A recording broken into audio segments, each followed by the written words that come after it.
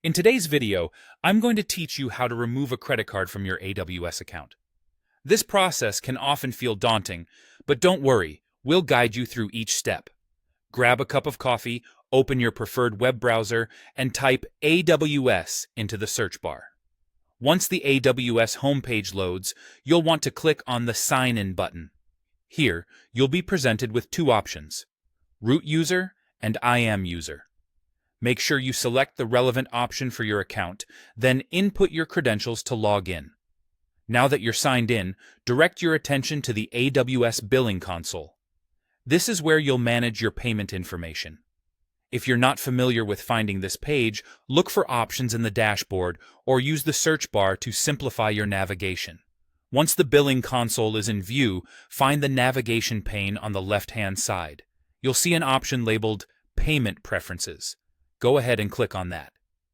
Before you remove any payment method, ensure you have another valid payment method in place. AWS requires at least one active payment source on file.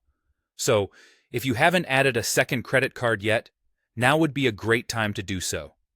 You can add a new card and set it as your default by simply clicking Make Default next to it once it appears on your list.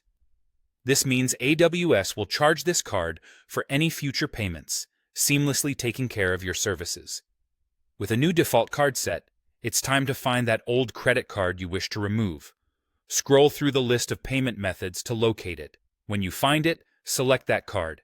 You will see a Delete option appear. Go ahead and click on it. A prompt might ask you for confirmation, so be sure to double-check everything before you proceed.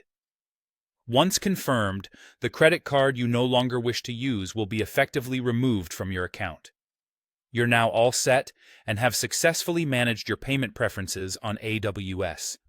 This step-by-step guide ensures you're adhering to AWS's requirements while easily updating your preferences.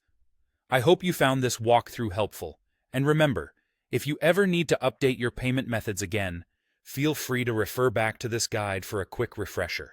Thank you for watching, and don't forget to subscribe for more tutorials.